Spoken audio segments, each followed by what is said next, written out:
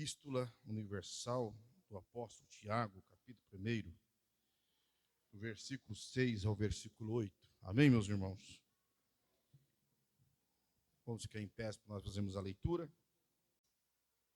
Diz o texto da palavra de Deus, a partir do versículo de número 6. Peça, porém, com fé, não duvidando, porque o que duvida é semelhante à onda do mar, que é levada pelo vento e lançada de uma parte para outra. Não pense tal homem que receberá do Senhor alguma coisa. O homem de coração inconstante, o homem de coração dobre é inconstante em todos os seus caminhos. A nova versão na linguagem de hoje diz assim: porém peçam com fé e não duvidem de modo nenhum, pois quem duvida é como as ondas do mar, que o vento leva de um lado para o outro. Quem é assim não pense que vai receber alguma coisa do Senhor, pois não tem firmeza e nunca sabe o que deve fazer. Na nova tradução na linguagem de hoje. Vamos orar então? Convido o pastor Adriano para estar fazendo essa oração. Oramos ao Senhor. Eterno Deus, Pai bendito, nesse instante, no nome de Jesus, te agradecemos por esta oportunidade que assim o Senhor tem nos dado nessa noite, de podermos ouvir a Tua palavra, Senhor, e também os pedidos de oração ao Senhor, a qual o Senhor sabe a necessidade de cada um. Neste momento, o Senhor amado vai de encontro, Senhor, a cada um desses que estão necessitados, ó Pai. E nesse instante, é o que nós o pedimos e assim te agradecemos, no nome de Jesus. Amém.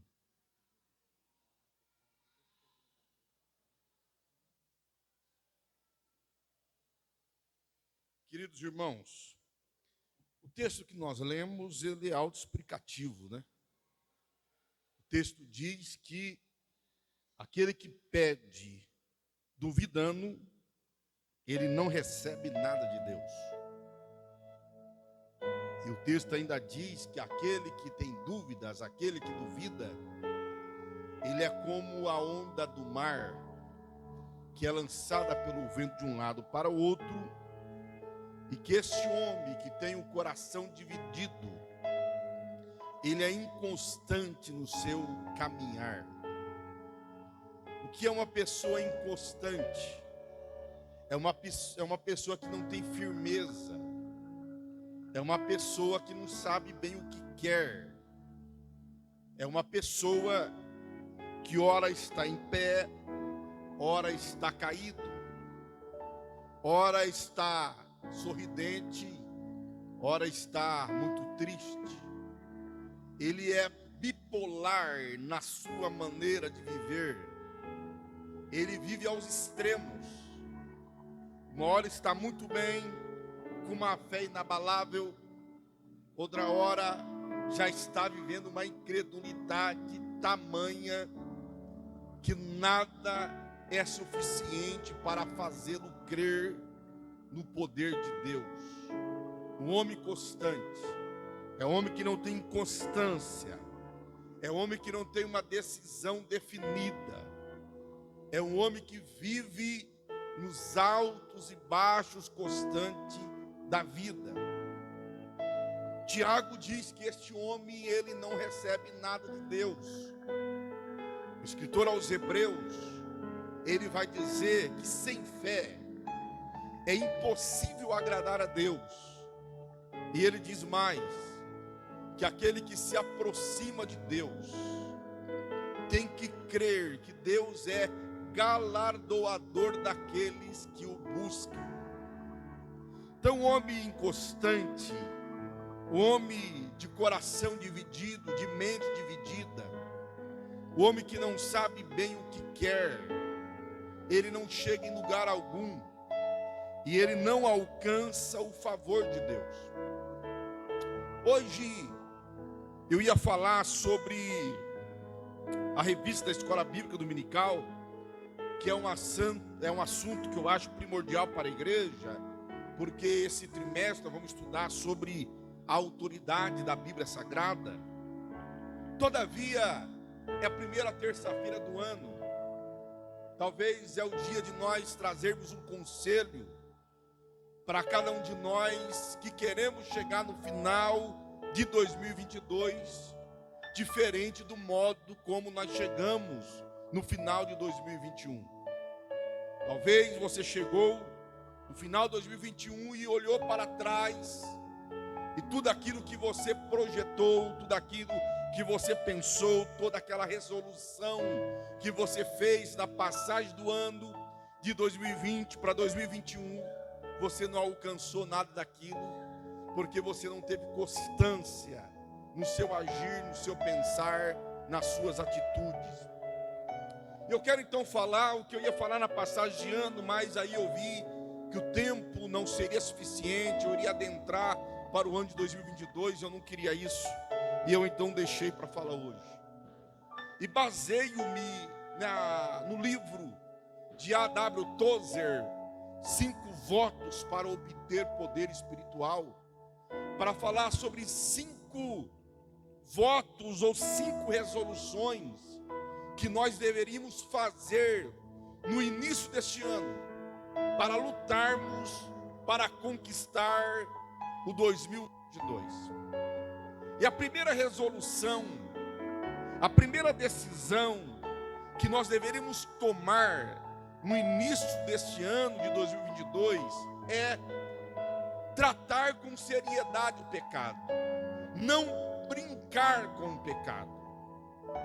O pecado é a causa do fracasso de muitos crentes e de muitas pessoas, seja na vida espiritual, seja na vida familiar, ou seja na vida financeira e social. O ser humano, como um ser, ele está sendo sustentado por 4 pilares, e isso segundo a sociologia. A vida familiar, porque nós viemos de uma família e constituímos famílias. A vida social, nós não conseguimos viver isoladamente. A vida financeira, ninguém consegue viver sem dinheiro. E a vida espiritual, ninguém consegue viver sem um Deus. Até aqueles que dizem que são ateus, ele tem um Deus, que é o seu ateísmo. E eles lutam com veemência para defender o pensamento que eles têm. Aquilo se torna uma religião na vida deles, aquilo se torna um Deus na vida deles.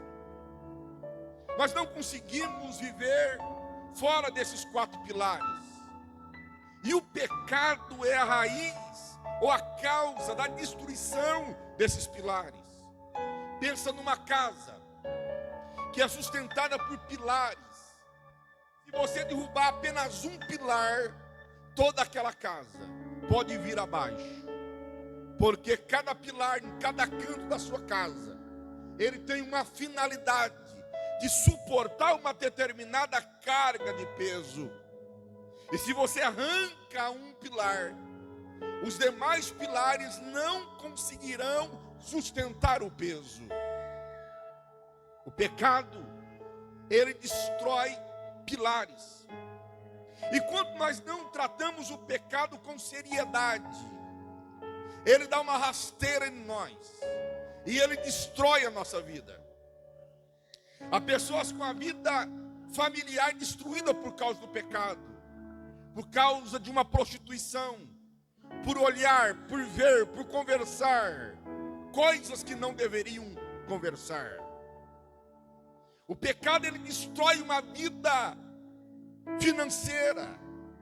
Quantas pessoas aqui mesmo na região em que nós moramos, e você conhece, que tinha muito dinheiro e depois passou a viver uma vida dissoluta de prostituição, e as mulheres ou os homens levaram todo o dinheiro daquela pessoa.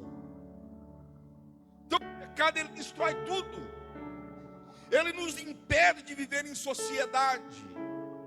Porque quantas pessoas com vergonha daquilo que eles cometeram. E nós em nossa cidade demos exemplo, que tiraram a própria vida.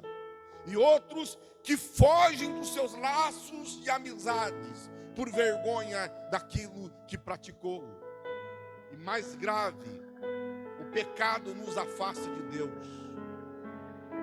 E o grande problema é que muitas vezes nós ficamos brincando com o pecado. Nós brincamos com o pecado. E nós tratamos o pecado como se fosse um cachorrinho de estimação. E nós passamos a mãozinha na cabeça dele. E nós brincamos com ele. Porque nós achamos que aquilo não vai nos fazer mal. Uma simples conversa no WhatsApp. Uma simples curtida numa foto. Um simples olhar no que nós não deveríamos olhar. Não, isso não é nada. Isso é algo que eu consigo dominar. Mas um pecado vai chamando o outro. E de repente nós estamos tão distante de Deus. E tão embaraçados no pecado. Que nós não conseguimos mais sair dele. Muitas vezes nós brincamos. E como nós brincamos? Nós achamos que aquilo não vai ter efeito em nossa vida. Mas nós insistimos naquela brincadeira. E preste atenção. Você nunca vai ouvir falar que um boi derrubou um avião. Porque o boi não voa. O que derruba avião é um urubu. E pega um avião e calcula quantos metros cúbicos tem um avião. E calcula quantos metros cúbicos tem um urubu. É algo tão mínimo que seja ser banal. Mas um urubu, entrando no motor do avião, ele destrói o avião. Algo pequenininho destrói algo tão grande quanto um avião. Por isso que Salomão, quando ele vai falar sobre a sua vinha, ele fala para proteger da raposa e das raposinhas. Não são só as raposas que faz mal à vinha, mas as raposinhas também destroem uma vinha. Eu estava pensando nisso, quando hoje eu conversando com um pastor, e esse pastor disse: olha, tem uma mulher, uma irmã da igreja que não me está dando paz, mandando umas mensagens estranhas para mim. Eu disse: você vai fazer o seguinte, eu vou falar para você fazer o que eu faço. Quando eu começo a desconfiar de alguma conversa, eu respondo assim: oi, a paz do Senhor, aqui é a irmã Márcia. O pastor Saulo não está no momento, deixou o celular. Quando ele chegar, ele responde você. Eu disse: responde assim para ela. E ele: então eu vou responder: ó, Pai do Senhor, o irmão Wesley. Eu falei: Wesley não, fala Pastor Wesley. Pastor Wesley, eu estava no chamado de vídeo com ele, e ele respondendo: Pastor Wesley está presente. Agora há pouco, antes de sair de casa, ele mandou uma mensagem que a irmã mandou para a esposa do pastor: peço perdão, e pedindo todo um monte de perdão, porque agora ela sabe que a mulher tem o celular do marido em poder. Nós não podemos brincar com coisas que parecem ser pequenininhos, porque aquilo vai aumentar e vai transformar num monstro que vai destruir a tua vida e trazer milhares de problemas para a tua vida. Então, a primeira resolução que deveríamos tomar no início deste ano é não brincar com o pecado. Não importa qual é a origem, não importa qual é a qualidade, não brinca. Porque se você brincar, e diz um adágio popular que quem brinca com fogo acaba queimado. Aquilo que parece ser tão pequeno pode te chamuscar de tal forma que a tua vida se transformará em algo irreconhecível. Então o primeiro conselho, a primeira resolução que você deveria fazer no início deste ano é tratar seriamente com o pecado. Segunda resolução que você deveria fazer nesse começo de ano é não ser dono de coisa alguma. Pastor, o senhor está dizendo para eu vender tudo o que eu tenho? Não é isso que eu estou dizendo. Mas nós deveríamos fazer essa resolução, tomar essa decisão de não ser dono de coisa alguma. Não é para você vender o seu carro, não é para você vender a casa, não. Quando eu digo para você não ser dono de coisa alguma, é para você entender que tudo que você tem não é teu, é de Deus. Tudo que você tem pertence a Deus. Tudo que você tem, Ele apenas confiou para a sua administração.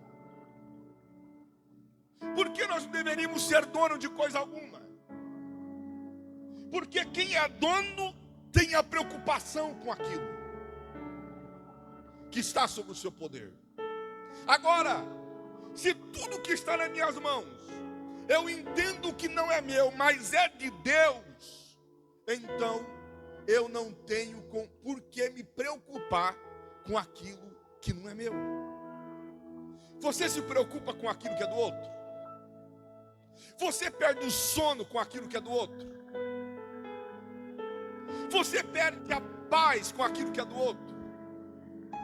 Você tem medo de perder o que é do outro? Qual é a causa de fobias? Qual é a causa de angústia em nossas vidas? É o medo de perder o que temos. Porque nós é como um neném que saiu do ventre da mãe. Você já viu algum bebê sair do ventre da mãe com a mão aberta? Todos os bebês saem do ventre da mãe com a mão fechada. O sentimento de posse inicia na nossa vida desde o momento que saímos do ventre de nossa mãe. E isso é um problema quando nós não entendemos que nada do que temos é nosso, que nós somos apenas mordomos. O carro pode estar no meu nome, mas não é meu, é de Deus.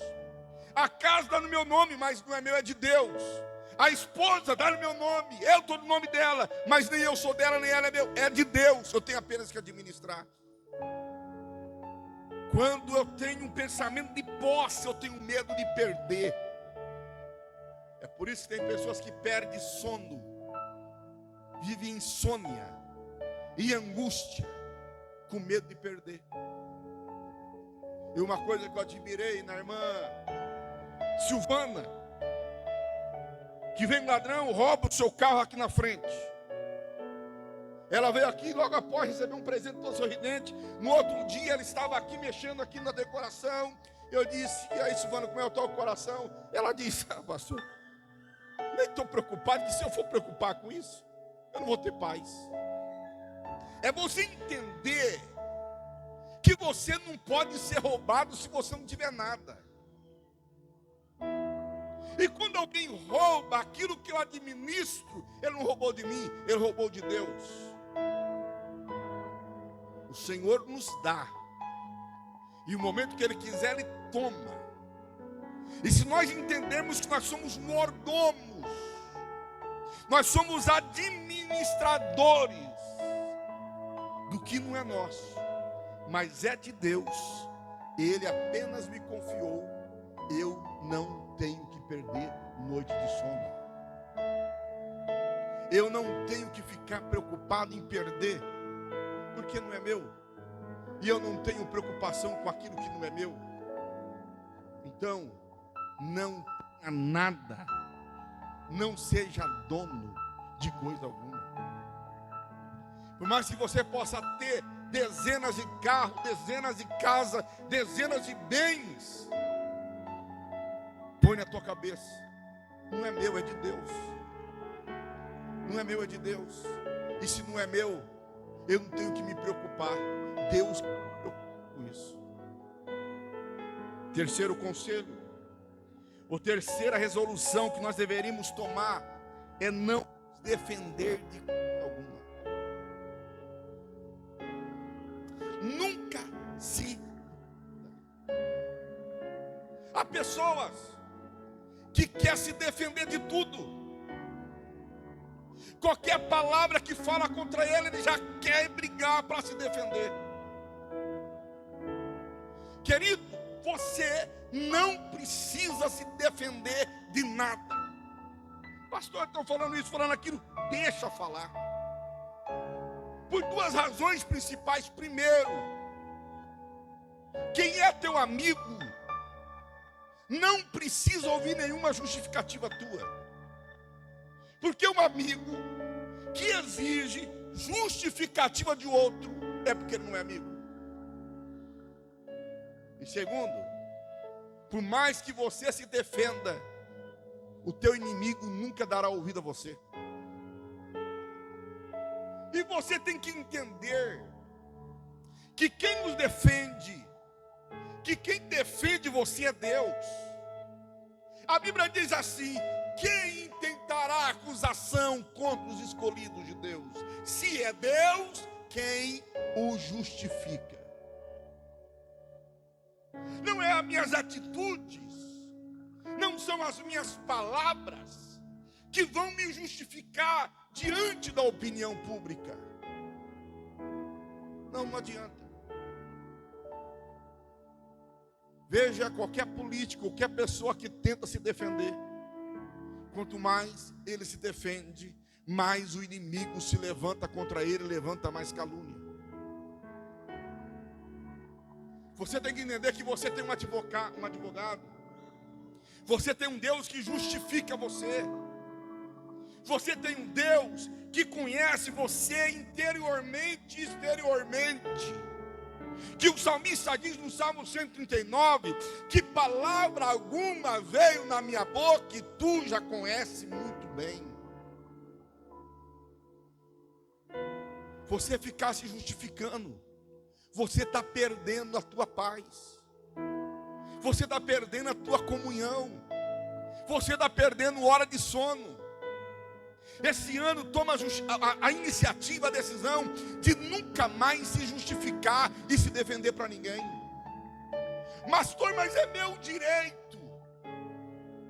Sabe qual é o problema? Nosso. É que nós nos apegamos no nosso direito. E nós achamos porque é nosso direito, nós temos que lutar por ele. Eu lembro de Abraão. Quando Abraão, ele volta do Egito, capítulo 13 do Gênesis, e diz lá que a criação de Abraão era muito grande, e a do seu sobrinho também, Ló. Deus havia dito para Abraão: sai da tua terra, sai da tua parentela, do meio da tua parentela, sai da casa do teu pai, vai para uma terra que eu te mostrarei, eu abençoar-te-ei. A bênção estava sobre Abraão. Mas Abraão, ele resolve levar o seu sobrinho Ló com ele. Agora o gado deles crescem e começa a ter briga entre os pastores de Ló e os pastores de Abraão. Abraão é homem de Deus. Abraão era um homem de mais de 75 anos. Abraão era o herdeiro da bênção. O sobrinho era o mala que ele trouxe com ele. Ele poderia falar para o sobrinho assim: ó, você vai para esse lado de cá, esse lado seco, esse lado cheio de pedras, esse lado de fome, de deserto, e eu vou para esse outro lado, que é como as campinas de Jericó, que é como o Éden do Senhor, verde, maravilhoso. Eu sou mais velho, eu tenho direito. Mas Abraão não faz isso. Abraão, por mais que seja o direito dele, ele fala para Ló: meu sobrinho, eu não quero briga contigo. Eu não quero que haja inimizade entre mim e você. Olha, a terra é grande. Se você ir para a direita, eu vou para a esquerda. Se você quiser ir para a esquerda, eu vou para a direita. Ló, ele olhou aquela campina verde, maravilhosa, Onde estava Sodoma e Gomorra, ele diz: eu vou nesse lado aqui, ó. Esse lado tem fartura, esse lado tem água, esse lado que planta, nasce. Eu vou para cá. Abraão diz: pois não, segue o teu caminho, eu vou seguir o meu caminho por essa terra seca. Eu pergunto para vocês, quem foi mais abençoado, Abraão ou Ló? Quando você quer correr atrás do seu direito, você sempre vai perder. Porque homens são injustos, homens são covardes, e há momentos que nós temos que engolir os nossos direitos, e nós temos que esperar apenas em Deus. Eu lembro-me do testemunho da irmã Magali aqui, na segunda-feira, contando aqui a situação que eles passou no final do ano passado.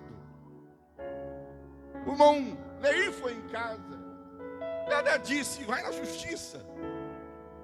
O Leir orou e deixou Deus operar,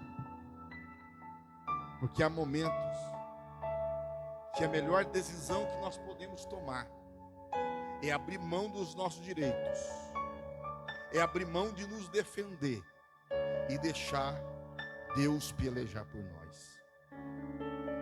A Bíblia diz em Êxodo 23, 22: serei inimigo dos teus inimigos e adversário dos teus adversários. E ainda em Isaías 54, 17 diz que toda arma forjada contra ti não prosperará, diz o Senhor. Toda língua que ousar contra ti em juízo, tu a condenarás. Quando nós deixamos Deus nos defender, Deus nos justificar, Ele peleja, Ele luta e Ele nos garante a vitória. Quantos podem dizer amém? Então pare de querer se justificar, pare de querer se defender, deixa Deus fazer em teu lugar, deixa que Deus te justifica, deixa que Deus te defende, deixa que Deus luta por você. Apenas, e a Bíblia diz que quando alguém dá um tapa na sua face, é para você fazer o quê? Fazer o quê, irmãos? Dar outra face. Mas é outra face para levar o tapa? Não. É você virar e ir embora. Não é para você se defender. Não é para você querer vingar. É para você virar as costas e ir embora. Deixa o inimigo falando sozinho. A Bíblia diz que quem rebate o tolo se torna tolo também. Por isso que a Bíblia diz que até o tolo, quando se cala, ele se torna sábio. Não queira discutir com quem é tolo. Não queira se defender para quem é tolo, de quem é tolo. Deixa que Deus, no momento certo, vai defender você. Mas pastor, estão falando por aí. Deixa eu falar por aí. Deixa eu falar por aí. Eu sei o que é isso. Eu sei o que é ter pessoas falando de você. Eu sei o que é pessoas te abraçando e preparando uma casinha para te derrubar. Eu sei. Mas chega um dia que eles próprios têm que vir até você e têm que reconhecer o erro deles. Deixa que Deus vai defender você. Eu lembro, acho que eu disse aqui há muito tempo atrás, logo que eu cheguei, ou talvez eu nem falei, mas de um cidadão que dentro do carro, ele quase me bateu. Eu levando ele para a casa dele. Ele, o filho. Eu, como pastor, eu disse que não importa quem seja, na minha função de pastor, se eu tiver de corrigir, eu vou corrigir. E aquele homem, ele fez algo que como obreiro não deveria fazer. E aquele homem com a embaixo dentro do carro, ele e seu filho. E ele tinha o costume de ir aprontar essas coisas com os pastores anteriores. E depois pedir para o pastor ir na casa dele. O pastor ia na casa dele. Aí ele reconciliava com o pastor e saía falando mal do pastor. Eu só voltei porque aquele pastor, ele teve que vir aqui me pedir perdão. Eu mandei avisá-lo. Ele tem 3 meses para voltar aqui na igreja. 3 meses. Eu não vou na casa dele. Eu não entro na casa dele dentro de 3 meses. Quando chegou a última Santa Ceia do 3º mês, a semana que era a semana para eu excluir ele, foi o irmão Mário Carrim, visitá-lo e falou para ele numa segunda-feira, na semana da ceia, falou para ele na segunda-feira: olha, vai lá, fala com o pastor Saulo, pede perdão, ele é gente boa, vai te abençoar. Ele diz: eu não falo com aquele homem. O Mário diz: mas isso aí pode fazer você perder a sua salvação. E ele então lançou o decreto contra ele mesmo. Ele diz: eu perco a salvação, mas eu não vou lá ter com aquele homem. Segunda-feira. Terça-feira ele passou mal, foi internado. Quarta-feira ele foi sepultado. Você não precisa se defender de ninguém. Eu lembro um rapaz em Campinas que morava numa casa de esquina, não tinha muro. E ele vendia gás, e ele passava e ficava mexendo com a minha mulher. E mexia com a Márcia. Você não vai lá? Eu não faço nada.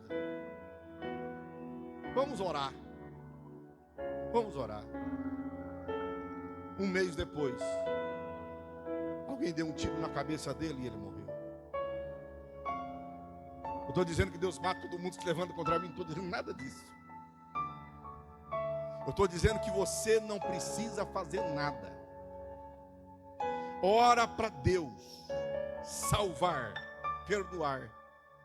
Mas se não for filho da salvação e se endurecer o coração, você não precisa fazer nada. Deus é quem faz por você. Quem entendeu, diga amém. Do que não deixar vocês com medo não, tá?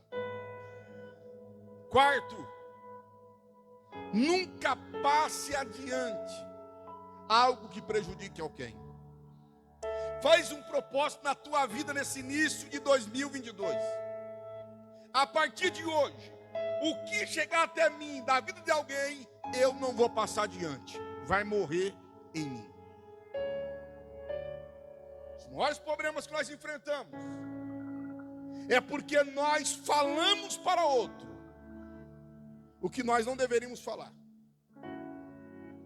Nós entramos em conversa de disse-me-disse, de fofoca, de gaiato. Porque nós queremos dar prosseguimento ao que chegou até nós. Se chegou até a mim algo que faz mal ao meu irmão, eu não devo passar adiante, tem que morrer em mim.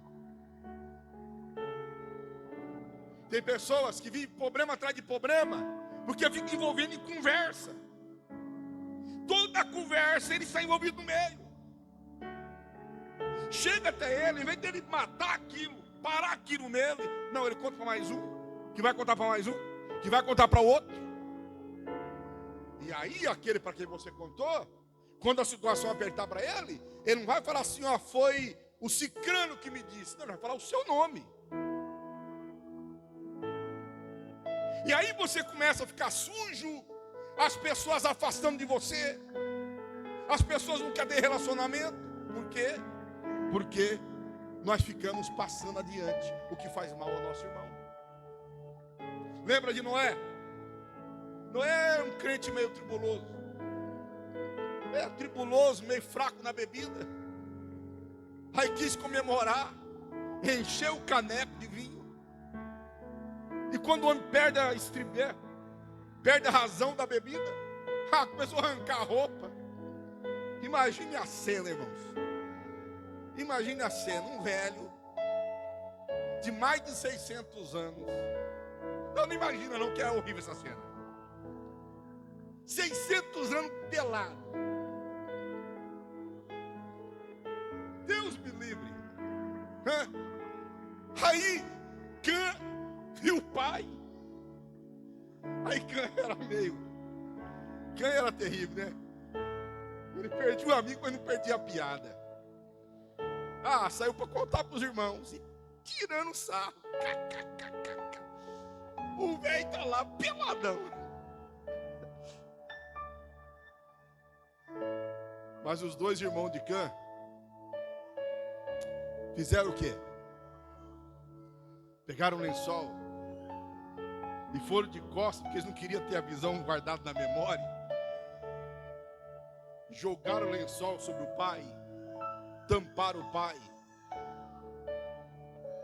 Depois que passou a bebedeira, o pai soube da história e amaldiçoou Cã. Queridos, quando nós passamos para frente algo que prejudica o nosso irmão, nós estamos chamando a maldição sobre nossas vidas. Olha o que a Bíblia diz em Provérbios 26, 20. A Bíblia diz assim, sem lenha a fogueira se apaga, sem o caluniador morre a contenda.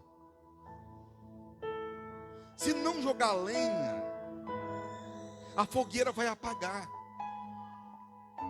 Se nós não ficarmos levando para frente aquilo que faz mal ao nosso irmão, a conversa vai parar. A contenda vai se encerrar, vai morrer. Nós não podemos, irmãos, em nome de Jesus Cristo, levar qualquer conversa do nosso irmão para frente. Ainda que você saiba que é verdade, ainda que você saiba que a pessoa realmente errou, não leve para frente. A Bíblia diz, um dia eu escolhi uma mulher numa igreja que eu pastoreei por causa disso. Era uma das famílias tradicional da igreja. Era a mais antiga da igreja. E queria meio que mandar na igreja. E ela passou, o sobrinho dela, melhor dizendo, passou numa festa e viu uma irmã com um copo na mão. Era a festa do aniversário do marido dessa irmã. E o marido era crente até então, depois se converteu. E estava um forrozão lá dentro da festa, da casa, na casa deles. E a irmã segurando um copo, né? E tomando, tal. O menino é menino mesmo, tem jeito. Foi lá e falou para a tia dele, fulana estava tomando cerveja e dançando, que era uma beleza lá. A irmã, ao invés de procurar, fala assim, fulano, chegou ao meu conhecimento que você estava numa festa assim e tal. É verdade? Aconteceu isso? Não. O que a irmã fez? Já foi logo na dirigente de oração. Eu não canto mais música de oração enquanto fulano estiver cantando lá. Eu acho interessante essas pessoas que querem mandar, né? Enquanto fulano estiver lá, eu não estou mais lá. Como se eles fossem dono da igreja e dono do céu. Enquanto estiver lá, eu não... Mas por quê? Porque aconteceu isso e isso. A irmã veio me procurar. Quando a irmã de oração, a dirigente veio me procurar, a conversa se esparramada, porque a irmã, a cidadã, não ficou contente de só falar para a dirigente. Ela falou para meio mundo. Aí a irmã, ofendida, pastor, porque fulano fez isso, aquilo, outro. Falei, vamos, domingo na conversa. No meio do culto, eu chamei a irmã, chamei a dirigente de oração, chamei a que tinha falado, sentei numa cadeira, numa salinha, e disse, o que aconteceu, irmã fulano? Pastor, era aniversário do meu marido. Meu marido não é crente. Agora, eu não vou ficar no aniversário do meu marido que não é crente. Ele estava ouvindo música, ele estava, ele tem liberdade para isso. Eu estava tomando meu Guaraná, dançando, jamais eu sou crente. Aí, a outra que havia levantado a conversa, eu disse: irmã, olha, a irmã agiu errado. A Bíblia diz que quando você vê teu irmão errar, é para você ir ter com ele. Se ele não te ouvir, é para você chamar testemunha. E aí, se não te ouvir, a senhora traz para a igreja. Ela disse para mim assim: isso não está na Bíblia não. Aí eu falei para a irmã Márcia: pega a minha Bíblia lá para mim na igreja, no púlpito. A irmã Márcia foi lá, pegou a minha Bíblia. E eu então abri em Mateus. Eu disse: olha o que a Bíblia diz. E li. Está na Bíblia, irmã? Está na Bíblia. Ah, tá? Tá. Então agora a senhora está disciplinada da comunhão da igreja. Nossa, mulher que mandava da igreja. A senhora aprender a respeitar o teu pastor. A senhora aprender a quando o teu pastor falar, você baixar a cabeça e respeitar a autoridade ministerial que Deus colocou aqui. Queridos, nós não podemos levar para frente o que nós não temos certeza. E mesmo que tiver certeza, nós não devemos levar para frente para não prejudicar o nosso irmão. Nós temos que aprender isso. A fofoca chegou em você, mata ela em nome de Jesus. Chegou a conversa na tua vida, não vale nem para o teu irmão, nem para o teu marido, para ninguém. Acabou ali, morre ali em nome de Jesus. Porque se cada um de nós ir arrancando a lenha, o fogo vai se apagar. E por último, a última resolução que você deveria tomar, que nós deveríamos tomar, é não aceitar glória nenhuma. Entenda uma coisa: que toda a glória pertence a Deus, todo louvor pertence a Deus. Nós não somos dignos de glória. O trabalho na tua mão pode estar prosperando, mas não é você que está fazendo, é Deus que está fazendo. Você trouxe a solução de modo inteligente para alguma coisa, tributa a glória a Deus. Deu certo alguma coisa que você estava fazendo, dá glória a Deus. Não aceite glória nenhuma para você. Entenda que você é apenas um instrumento. Quem faz todas as coisas é Deus. Ele sim é digno de receber toda a honra e toda a glória. Quando eu quero glória para mim, eu não aceito ter comunhão com mais ninguém. Eu não aceito ninguém aparecer mais do que eu. Eu não aceito ninguém cantar mais do que eu e melhor do que eu. Eu não aceito ninguém pregar mais do que eu.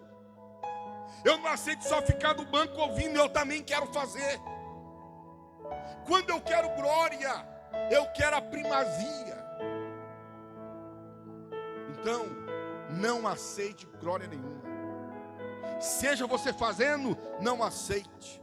Seja outro fazendo, não queira glória. Tribute glória a Deus. Sabe qual é um dos maiores problemas que o pastor enfrenta? É administrar egos. É quando um quer ser mais do que o outro. É quando um quer aparecer mais do que o outro. É quando um quer sobressair. É um problema isso. Porque você tem pouco tempo e você não consegue dar oportunidade para todo mundo.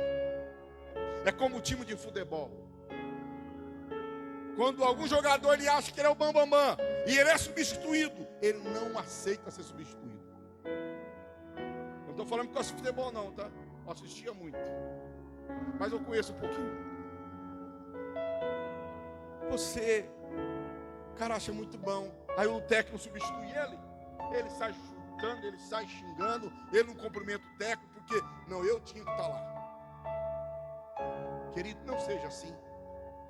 Seja um vaso, um instrumento de Deus, e aceite em submissão tudo aquilo que Deus tem para a sua vida. Quantos estão entendendo? Diga amém.